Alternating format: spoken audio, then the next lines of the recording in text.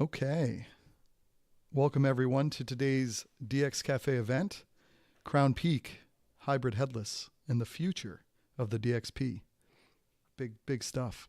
I'm Matthew McQueenie from Conobos. If you have any thoughts or questions as we move along, please type them in the chat and we will surface them throughout right in the screen here when we get some good ones. And we'll have our esteemed guest here today, who is Paul Taylor, VP of Global Solutions Engineering at Crownpeak. Paul, welcome. Thanks so much for being here. Could you tell us about your background and what you do at Crownpeak? Yeah, absolutely. First of all, Matthew, thank you to you and the DX Cafe for inviting myself and Crown Peak here today. I've had an interesting career in the world of Crown Peak. I mean, I've been doing this stuff a long time. Currently today, I lead the global solutions engineering team at Crown Peak. But prior to that, I started my career in hardware sales, IT hardware sales back in the mid-90s, and quickly found a passion for software development. I spent 15 years or so in the agency world, eventually becoming a chief technology officer for a global marketing agency. And, during my time in that agency world, I've built teams implementing many of the content management and DXP vendors that we see and compete against today. So, I've seen it all: traditional headless, hybrid headless, monolithic, static file publishing, you name it. And a lot of that we're going to talk about today, I'm sure. Yeah, so I am going to go back there to selling hardware. What, Mm. when you look back on that, what does that even mean today? And the other Yeah. bigger piece, though, is there must be things you still take from doing that today, even if it's less of a hardware-based world. Yeah, I mean, this was, I was still in basic networking kit, fax machines, photocopiers, all of that sort of stuff, pre 2000. And we had this whole thing called the Millennium Bug that was coming around and was going to be doom and gloom, and we were selling compliance things to make sure, the world wasn't going to go bang that it didn't do. I guess, coming from a sales background and a commercial background, it gives you a little bit of experience about what customers and consumers are actually buying when they buy software from a vendor, rather than just purely the technical side of the sale that a lot of individuals can do. So I still take the value, return on investment, all of the things that make a difference for our customers that I learned a long time ago, and helps me in the world today. Well, and isn't it kind of funny? I finished a part-time MBA a year and a half or so ago, and it would be funny reading the case studies, and one of them was about toasters and how people were going to out innovate each other on toasters and the features that were built, and it was a whole thing. And I have to imagine when you brought up kit like fax machines and all that, there was even that race to deliver to the customer and add features and do all that Mm. there that we even see today, right? Yeah. Yeah, I mean, it fundamentally doesn't change, right? The customer's still looking for exactly the same thing, regardless of the product. They're looking for value, simplicity, and ultimately something that's going to make their lives easier. Absolutely. So let's talk a little bit. Actually, on this slide here, we have day in the life. What is here in almost 2024? What is a day in the life like for Paul? So Paul kind of runs three distinct areas inside the Crown Peak business. The first thing is the technical side of a sale. Whether it be new logo or expansion, it's about getting the proper fit of product for each customer's needs, not necessarily their wants, but what they need rather than necessarily what they want. So that's the first bit. Secondly, it's about pipeline generation. So the team support the marketing function with analyst engagements, webinars, thought leadership, trade shows, this stuff. So we do this quite a lot. And then the partner management side of things as well.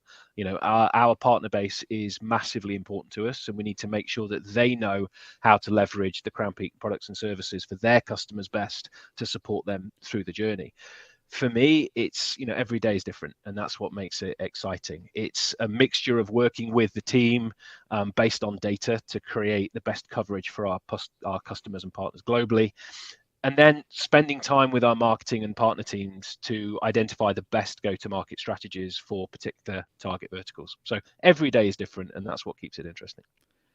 When you talked about those three main things that you might do individually, do you find it's difficult to balance across the three, or do you naturally want one to be bigger at any one time? Like, how's the balance of those tasks? I mean, I'm very fortunate in I have, a number of good leaders that work as part of the org who very much focus on their individual piece, and we get them together regularly because one impacts the other, right? Because if you need partners to generate pipeline that you need to then be able to sell, to customers, and then you need your partners to re-implement on the back of that as well. So it's a circle that is, ever evolving. So, no one piece is more important than the other. And of course, you have to keep the customers happy no matter what you do. And you brought up the point about the sales and taking prospects who might have an interest in the product. Do you find that the customer today is different than they were a couple of years ago? Are they asking for similar things? Are they aware of some of these new terms that we're going to talk about? Is a big part of your job education? It is education. There are some things I'm sure we'll talk about a little bit later on where fundamentally you're still looking for the same stuff today that you were years ago. There are different technologies available, to your point, but ultimately, when you're buying CMS and DXP, you're trying to make a technically complex task simple for a non-technical author. You're trying to get a message cohesively to your customers across every single touch point as part of that customer lifecycle, and that hasn't changed. Admittedly, the touch points have got wider. There are more now than there were a few years ago, but the problem is still the same problem. Well, and I wonder as we move to the next, if we've also overestimated the touch points in order to sell a new headless composable vision versus how much is still web and mobile, right? Yeah, I mean, there are lots of different touch points, some above the line, some below the line, some electronic, some web, some mobile. And of course, as technologies evolve, what was traditionally running on, your mobile devices is now very much a web-based technology. So, you can deliver to all of those channels in lots of different ways, but it is becoming easier on one hand, but at the same time, as more technologies expand, you have to be able to deploy content to those as well. So on this slide here, I want to talk both about your own role evolution at Crownpeak, and then you can't talk about that without talking about how it also intertwines with the market overall. Now, you've been there, I think when I saw that, about a decade. Yeah. How has that evolution been for you? It's been interesting, and it's probably not the natural evolution that somebody in my role would have done, and I think that's partly down to the kind of customer-centric side of what I've done historically. So it's all been about helping customers with enterprise complexity challenges. So I started as a solutions architect when I joined Crownpeak, and that was about helping customers drive their organizational goals. We then created a team under the then CTO at the time that represented the top 10% of customers by revenue, driving strategic sales, account direction, product incubation, and the like. And so I was part of that for a number of years. And then about 4 years ago, I think, I created the global solutions engineering team that we have today. So very different roles over my time. I think to your other point around the market challenge, while everything has changed over the last 10 years. At the same time, nothing has changed. Organizations are still trying to compete or complete this digital transformation journey across the entire organization and are having differing success levels of that. They're still trying to create this one-to-one cohesive, personalized journey across all the touch points. And they're still trying to drive efficiencies through every business process. And that, of course, is now becoming increasingly important as budgets are squeezed and at the same time, customer expectations grow. So, the great news from a Crownpeak perspective is, we have answers to this stuff and answers that make these organizational challenges simple. And it's those stories that I love telling throughout all of my roles at Crownpeak. So you brought up a very important word in there, as well as many others. I'm not trying to downplay all the things you said there, but you brought up the word enterprise. And that is put out there a lot in our industry, right? And sometimes you'll hear mid-market, upper mid-market, but let's really zone in on enterprise. What does that term mean to you, to Crownpeak? And also you said the challenges of enterprise. What are some of the things in the enterprise that require kind of a special touch a specific solution, a way of doing things in their business? Yeah, I mean, so for me, I look at the enterprise being an entire organization. I don't look at it as a particular size or scale of an organization, but fundamentally, the customer is looking for content that they want that's personalized to them in a one-to-one message, and they want that across every single touch point. And as organizations get more complex, those number of touch points, they are increasing. You have kiosk stuff, you have ATMs, you have stadium signage on top of the traditional web-based technologies that we talked about earlier, and you have to get those messages across all of those channels. But that is difficult, because in a world where we're being constrained on the revenue that we have available, people are being a little bit smarter with their money. You have to tease it out of them in a way that makes them want to engage with the brand. And if you do that well, then you win. And if you mess that experience, you struggle. So think of an example of an organization that's got website, mobile sites, commerce sites for their new customers that are coming on board. But then once you've already won those customers, you've got the loyal customers who are interacting with a portal where they might get hold of their insurance programs or the products they've bought, whatever it would be. But because of the challenges they've had around organization, technology, and the like, the portal doesn't have the latest look and feel on it. And so suddenly the message, the communication, the channel, the conversation is broken. And so when I talk about some of those organizational challenges, it's about how do we get content across all of those touch points in a way that's cohesive in a world of increasing complexity. I was talking a few weeks ago to a CEO of a rising digital agency systems integrator, and it made me think that what they were saying essentially is that when they go for work with customers, they try to find the smallest unit of work to estimate, to get in, to prove the value, and then to hopefully build from there. The whole trust is built in teardrops or drops type of thing and lost in buckets. Do you find that this composable reality makes that a little easier, where we're not going from, like to joke, an all-in-one to all at once? You can kind of evolve business a little differently in this environment. Yeah, that's a very good point. If you're going to rip and replace everything inside an organization, it's going to cost a lot of money and take a lot of time. And frankly, you're never going to get there. And so the ability to take off little pieces of it and add value immediately on almost this incremental journey is something that it gives us a massive advantage in the market as people trying to talk to customers. And so. Yeah, absolutely. We see that. The challenge and the flip side of that, of course, is, we see it all the time. We see a big enterprise CMS vendor deployed inside an organization, and then markets all over the place that aren't agile enough to talk to their customers because they're not included in the big thing. So they all go and pick up these little agencies' versions of their CMS, and of course that creates a governance challenge. So it gives us the ability to shift quick with an organization, but at the same time you have to do that responsibly for everybody involved. Very good. So we've talked about a lot of lofty items. Let's go back to basic principles here. I always like to ask this question when we're explaining CMS, DXP, and I should even always say CMS is content management system, DXP is digital experience platform. But the terms we hear a lot, and I know Crownpeak goes a lot with the hybrid headless version, but let's build up to that. So for Paul, how do you define headless first? I think so. I'm going to talk about headless and composable in a similar thing, because I don't think they're the same. I think we quite often talk about them and we think them being the same, but I see them as fundamentally two different things. Headless is nothing more than delivering content via an API for consumption everywhere and anywhere. So it allows you to deploy content using any technology or framework and to push it anywhere in the world, right? On a request basis.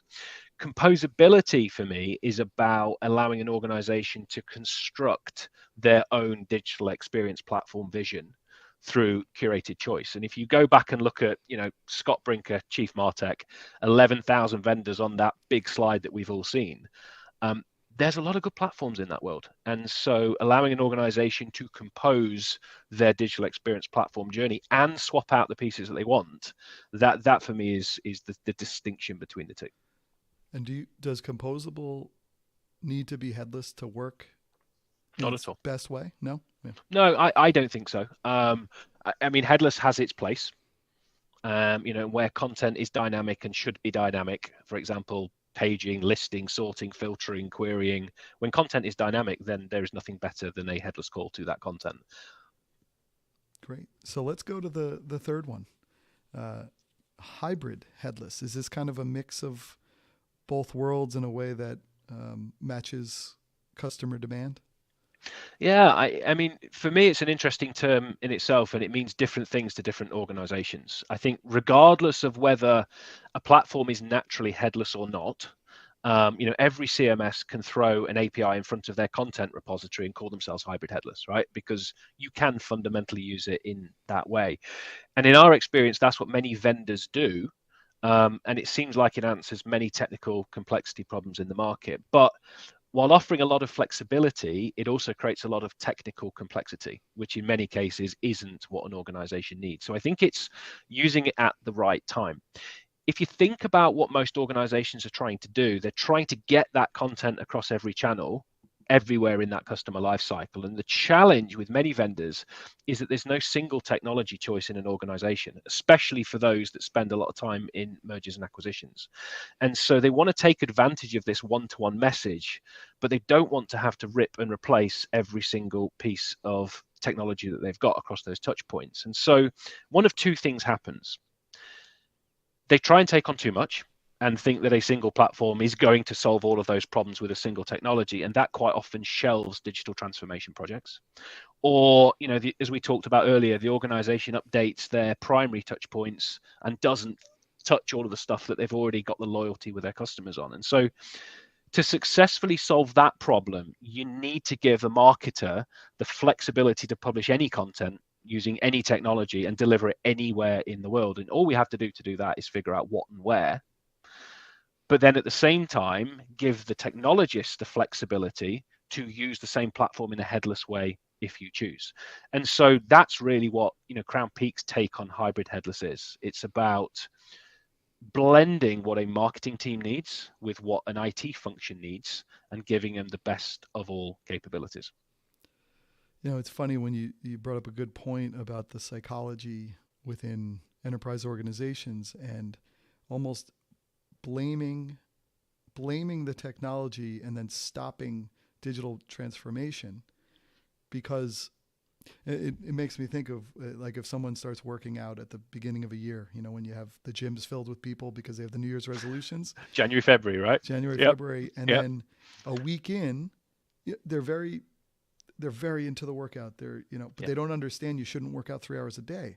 And it's akin to that where their soreness is so bad because they haven't worked out and now they're really into it, that they're blaming that level of soreness and that experience on working out as opposed to on the process and the right way to do it in an agile, nimble fashion. Yeah, I mean, it's, for me, I like to go back to, I don't like to go back to an analogy on COVID, but I will, so think about what we quite often see. Marketers want to be able to do stuff quickly and across all channels, right? That's a given, and they have to do that. And so the idea that the market came up with was to create this idea of a purely headless CMS. And so that then relies on technologists to make any presentation change. You can change your content, that's fine. But if you want to make a change to where content lives on the page, you have this cycle.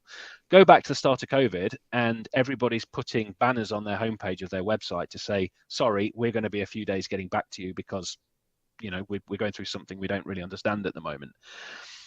The frustration of that, of course, is to make that presentation change, you need a development team who are also off with the same reason that everybody else is not around. And so it creates this problem. Now, don't get me wrong, headless is absolutely right for the right use case. And so is publishing content in a way to deliver any technology anywhere. And if you can get the best of breeds, then the organization will get the agility that they need to talk to their customers at a pace that is right for their customers with all the technology flexibility that they need for their own IT side of the house. And of course, if you acquire more businesses and more technology standards, you can simply integrate all of those without having to rip and replace everything out as well.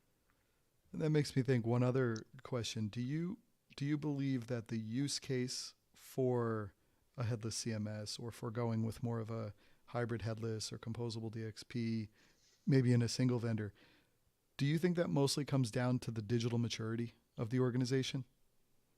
Um, I think that everyone's trying to do this thing and solve this problem, and thinks that you have to replace your technology stack end to end in order to do it.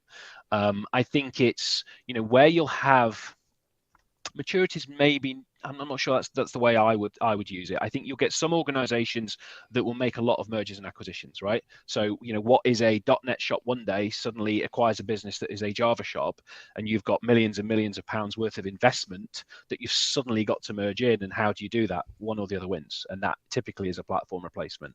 So I'm not sure it's necessarily maturity. It's probably a situation on how organizations grow in the modern world. And ultimately the customer is screaming because they see Apple, Amazon, Google, everybody is innovating. And of course, if you're not innovating at the pace of those guys, they're going to the competition. So I think it's I think it's a pressure inside the organization thing. And of course, you've got to do something. So better to do something than nothing.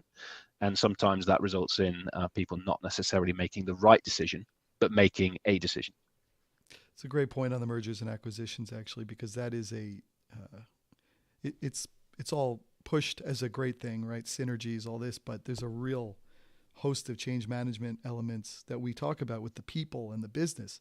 But the tech is really the place where it's almost the whole business unto itself. Yeah. And the other funny thing you brought there about wanting to be Apple and Amazon, it makes me think of like 15, 20 years ago when we'd be working on websites and we'd have a discovery and we would say, who are your top 3 influences? And they always said Apple. Yeah. I'm like, okay, great. And how much have you got? Why can't it work like Amazon or, So, but it's aspirational, right? Yeah. Is it, that is what the customer expects, and that is therefore what every organization has to deliver. And, not everybody has the revenues in order to do that. So what you've got to do is be smart with what you have. And so what we like to think about is, we'll empower an organization to deliver content across all of those channels and do things that delight their customers, rather than just sink themselves into a massive technology project. Yeah, no, absolutely. So let's tell a little, not a bedtime story. We don't want people going to sleep in the middle of the day, but or here on the East Coast. I know you're over in England, but can you tell us about the origin story of Crownpeak? Yeah, I've been around a long time, 2001, and we started, we realized a market gap in the CMS space, and it was a gap that at the time was there really to serve the marketer. There were lots of IT organizations running on things like, SharePoint, Microsoft Content Management Server and the like, and it was glacial back in the day. And so marketers were struggling to get their conversation out to the customer, right? And again, this is why we do this thing. And so, we created a SaaS product. And you could argue we were the OG of SaaS back in 2001. It was a long, long time ago, but it was really about empowering marketers to get their message out across all the channel without having to worry about the IT side of the org. But as time passed, we found that separation of marketing from IT concerns has really gone about full circle. And so now we find that 50% of our customer base is marketing, 50% of our customer base is IT, because we solve problems for both sets of the house. And there aren't many platforms that do that in a way that has, high levels of information security and operational control. And so therefore appeals particularly into highly regulated organizations where accounting, workflow, that lot is really important. So that's where we started from. And that's, the core Crownpeak business that we have today. We've made a couple of acquisitions on the route. 2016, we grabbed hold of Active Standards in the UK. That gives us our digital accessibility and quality product line. The idea being there is that you can't manage tens, hundreds, or thousands of digital experiences without considering the quality. And by quality, we mean accessibility.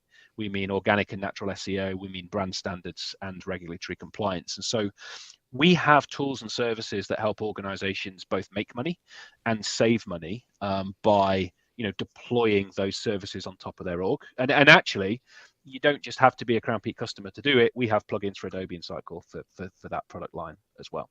So that was our first acquisition. We grabbed a company called Evidon back in 2018, and that gives us our digital governance solution. And that helps customers identify third-party tags around the lines of GDPR, e-privacy, CCPA, and other worldwide regulations. So we can both tell you what's happening on a site and also help with privacy policy that you need to do under global regulations.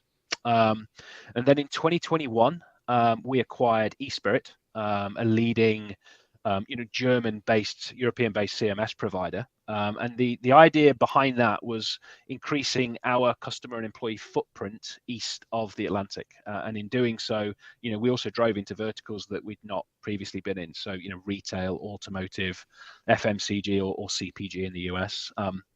And, today, the CMS platform the first Spirit that we took from eSpirit is, one of our primary offerings to our customers all across the world. And then, earlier this year, we made two acquisitions. The first one, Illumino, which was, an accessibility testing and services company. So with our accessibility product, it's all very well saying, hey, here's the problem, and good luck solving it.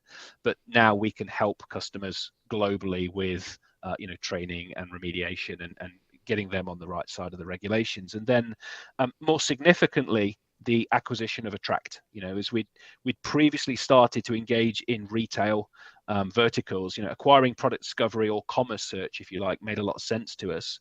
And so with the products there, Fredhopper and XO, we can now help customers increase their average order values, reduce cart abandonment, and ultimately trade smarter in a world of competing choice. So it's been quite a journey. The next set of acquisitions is never far away, but what we're doing is acquiring complementary products and services to what we already have to give customers that choice, right? It's not about competing. It's about everything that they need, nothing that they don't. And we're finding that that's what's giving our customers the agility that they're looking for.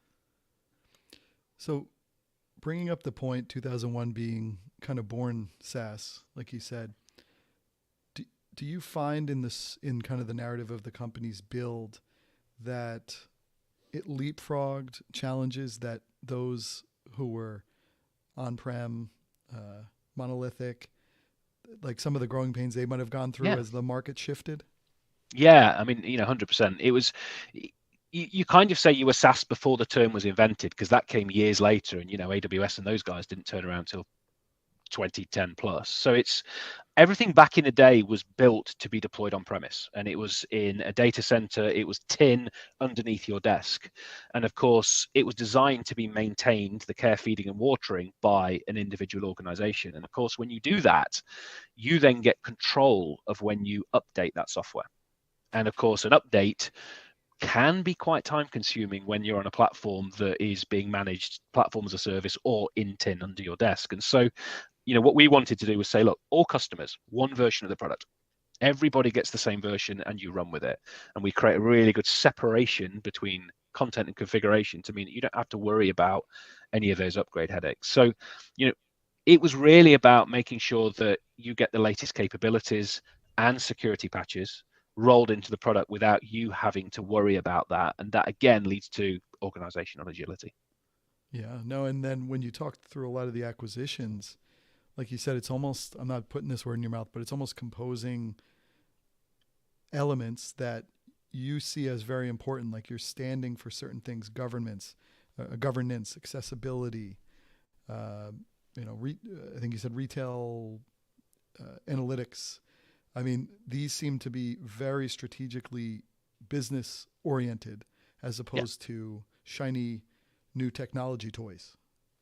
100%. It's, we have a responsibility to our customers to make their lives easier and ultimately make them money and save them money. And I keep saying that I fundamentally believe on it. And so everything that we do is about driving business value to our customers. And the great thing about being, an exclusively SaaS or subscription-based business is we rely on our customers' repeat revenue to keep us, honest. And so we listen to that customer base, and they're very vocal, and that's a great thing because they tell us where their problems are and where they need us to go and invest. And of course, the great thing about it is we provide it to one company, and every company can take advantage if they choose to. And that's the other great thing about it. Speaking of those customers, and I know customers are very important to what we all do. We've talked a lot about this, but let's really hone in on the customer, the ideal customer profile for Crownpeak, and then we'll get to marketing position. But let's talk Sure. ICP first. Yeah, so where Crownpeak fits particularly. I mean, well, let me take a step back. First of all, we have different buyers for each of our products. So you can buy Crownpeak in its entirety, or you can buy individual parts of the Crownpeak portfolio on an individual subscription basis. We absolutely don't differentiate in that way whatsoever. And so just because you have a single part of our platform doesn't necessarily mean that you fit the overall ICP. Where we play particularly well and where we help customers achieve their goals is where there is a high level of organizational complexity.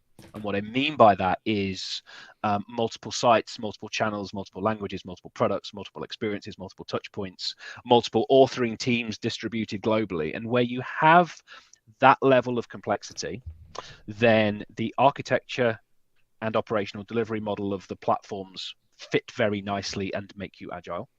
Where you sell products and you want to bring your own algorithms, for example, to help drive product discovery, or use your own visual merchandising teams to, don't just totally rely on the AI side of things and use their experience. We play particularly well.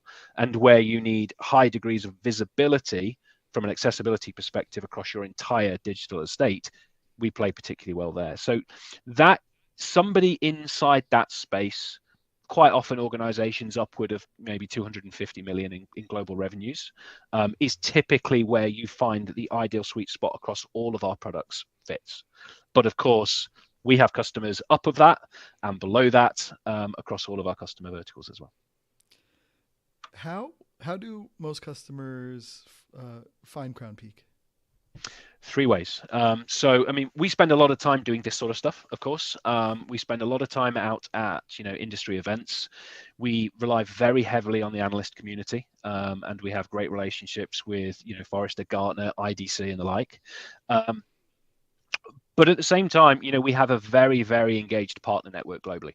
And so we very much see ourselves as a partner-led business. And so we have lots of great, happy partners doing a lot of cool work with us and ultimately driving success for both ourselves. That's great. And then in the market positioning, we don't have to name names, but you talked about the analyst community. A lot of these competitors show up in those quadrants and waves and all things like that. But do you have a particular place where you feel the market position of Crownpeak slots in really well? That's an interesting question. I think it tends to be more in, like I say, the complexity of an organization. We play particularly nicely in highly regulated industries. Historically, we did a lot of stuff in FinServe. We did a lot of stuff in life sciences and pharma. With the acquisition of eSpirit, we got more into automotive and into retail and to manufacturing. And then as we, and some retail and commerce, and of course, Attract, now our product discovery products, is very much all about retail and commerce. So there's no particular vertical that Crownpeak focuses on exclusively, but we do work across all of them. We have a lot of point solutions inside, the retail and commerce space, but we have solutions across all of them. The thing for us is, regardless of the industry that you're in, the problems that you're trying to solve are quite often the same. And when that organization has this high levels of complexity again, the Crownpeak for a single website that just delivers 4 pages is probably not the best use of technology. But where you have big estates, you want to drive governance and control, but empowering local market flexibility, that is a really good space for Crownpeak from a market position. Well, and you brought up a very good point about SaaS and whatever we're going to call the world you lived in, which was pre-SaaS, but being SaaS. And it lending itself much more to customer success than big sales cycles of a license that'll be locked in for 2 years. Like this world, you need to be connected with the customer, both for your own vitality and for the product to always be uh, current. And so Yeah. I wonder if coming from that basis um, has been an advantage in the market, because you understand, you always, I mean, everyone understands this, but in your case of having to almost be this, like, you know, right at the customer on a regular basis, like, how do you stay keenly aware of the customer's needs? And is that something that is a differentiator? Like, you're always going to have people there when there's an issue. You know, you have these governance solutions that play well to highly regulated industries. Does Yeah. that come through as well? Yeah, I mean it does. I mean customers are the most important thing to any of us, and so much so that we invest 20-25% of our global revenues directly back into customer success and support. So this is not a journey that we're selling you a license and walking away. We are on this journey with you every single step of the way. So you have customer success managers partnering with you. We have technical account managers who will be your partners in crime, making sure you make the right decisions to make you successful. Hey, we'll fly them out to you to draw on a whiteboard as you're planning your next fiscal year.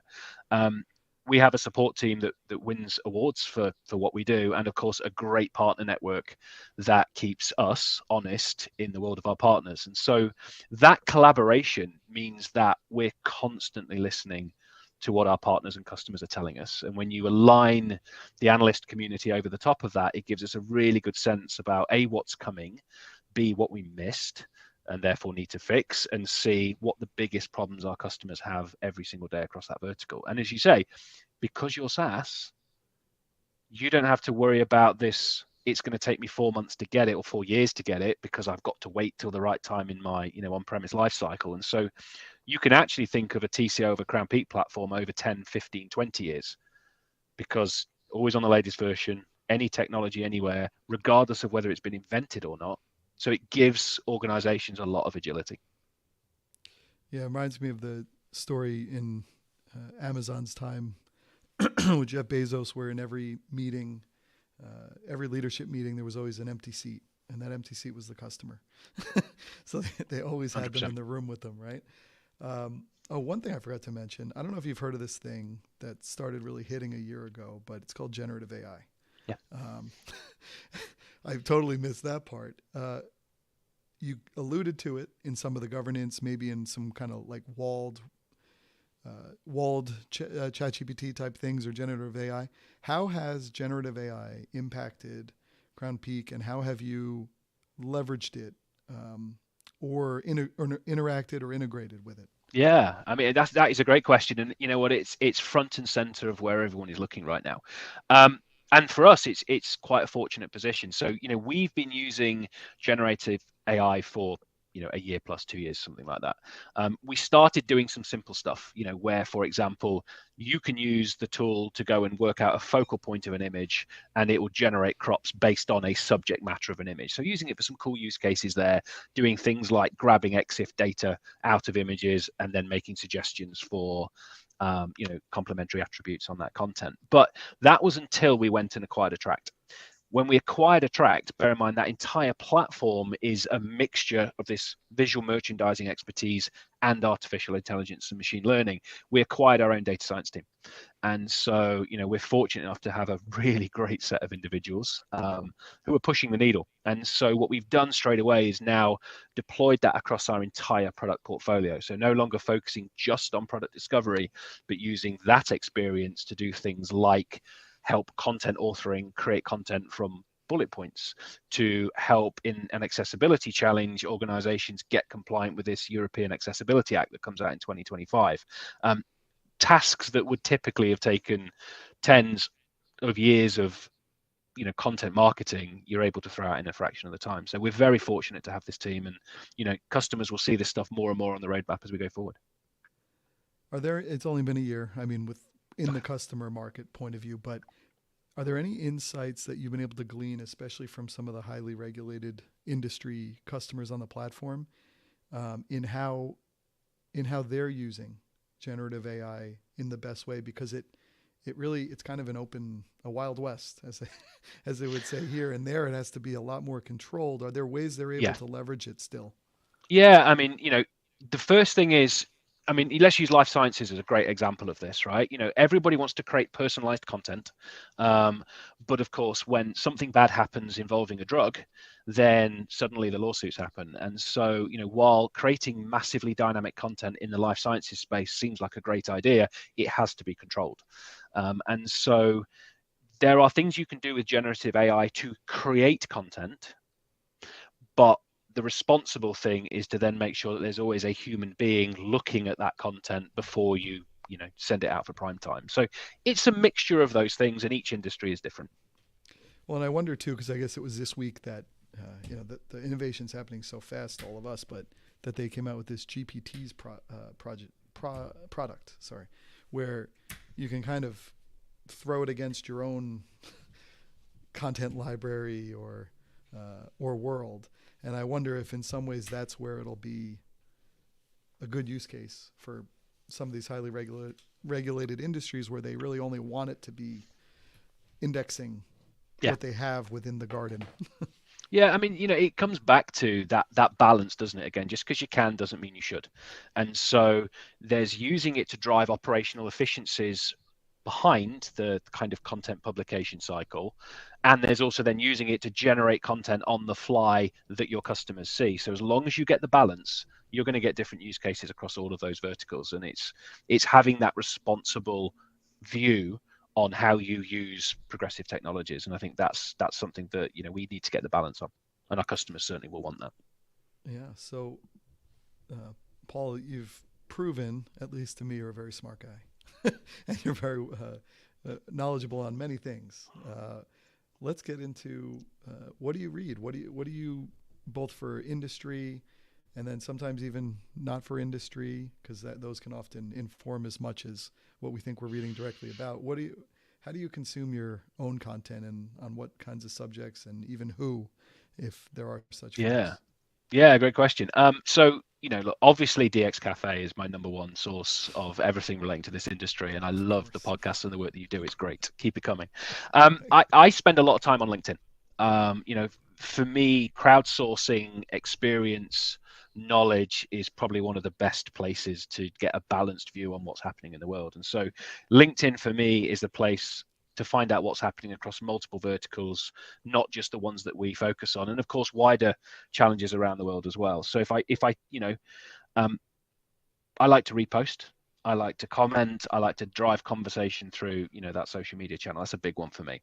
I think secondly, I spend a lot of time talking to analysts. I do a lot of briefings, I do a lot of inquiries, and so what they're seeing, and bear in mind, 12 months ago, actually maybe a year and a half ago, we only really worked in one vertical, and so the CMS space. And so you had one analyst briefing and set of inquiries across each of those. This year, they've started doing accessibility waves. They've done search commerce waves. And of course, we've also, acquired multiple products. And so now we have 12 separate analyst briefings and inquiries that we're doing every year. So there's lots of other areas that we can kind of pull that information from. And I guess the other thing, like I said earlier, I talk to customers. We have 850 customers plus at Crownpeak, and they're distributed globally across every single vertical you can imagine. And they all have unique challenges to their industry, but ones that are also very common. And if you can find and fix one, then you can very much get it fixed and drive innovation across them all. And of course, I hope that based on where you live, you have to read Shakespeare, right? Oh yeah, 100. Yeah, I mean, I live in Stratford upon Avon, just 8 miles out of it. So yeah, we have the Royal Shakespeare Company in town, and so we make the point of going to see something 3 or 4 plays a year when they're on. Because why wouldn't you? That was always the funniest thing in the early days with the ChatGPT, when you could be like, write a post about DXPs using Shakespeare or something, right? Honestly, I mean, I use ChatGPT every single day. You just find ways to get it into your life, and I encourage the kids to use it when they're doing their homework. But you have to, again, it's responsibility, right? You say use it to define the structure of the work you're going to do, and then you find out they've used it to do the work, and it's like, yeah, that's not really going to fly. Yeah, but that is the problem. All right, so I think we're basically against time. So now that we're coming up against the end of a year, somehow 2023 is almost over, even though it just started. And looking at 2024, I'm gonna put you on the spot. What are you really looking forward to, both on your known roadmaps, personally, professionally, and on what you might Intuit might be coming? From a Crownpeak perspective, we love continuing to innovate, and we're constantly looking at other acquisition targets, and ways to make our service better for our customers. And so you never know what's coming down the road. And you have lots of conversations doing that with lots of great organizations, and eventually you find one that is the right fit for our customers. And so working with those to then drive the businesses together to create those efficiencies and ultimately to make our customers more successful. So that's the thing inside the Crownpeak world that keeps me really excited. AI, I mean, it's hard to look outside the world of AI, right? And it's, what is that bringing? Because it brings stuff at a crazy rate. So I was watching a video the other day where one of our German-speaking sales engineers had his voice and face translated into Portuguese with the accent, and it was perfect. We tested it through a couple of Brazilian members of the team who said it's perfect. And you look at this and you go, well, wow, where's this going to stop? So it's really, really exciting and scary, to see what is coming there, and then ultimately how we can go and apply that in the world of solving our customers' problems. It's almost in that how we can operationalize the AI, where right now it's sensationalizing us. Like we're doing it for fun and going, oh, that's cool. Yeah. We could do that. Like it's crazy that at some point it's going to reach a cruising altitude where we just know what we're kind of doing with it. And there's incremental innovation, but it's given us so much, and I still haven't gotten my hands around exactly how to use it each day. Yeah. I mean, I have next to me here, look, I have a big book on artificial intelligence and the approach to it. There's quite a bit to it, right? There is. Well, Paul, this was phenomenal. I really appreciate you coming on, and look forward to keeping the conversation going into the next year. Wonderful. Matthew and the DX Cafe, thank you very much for having me in Crownpeak today. Enjoyed it.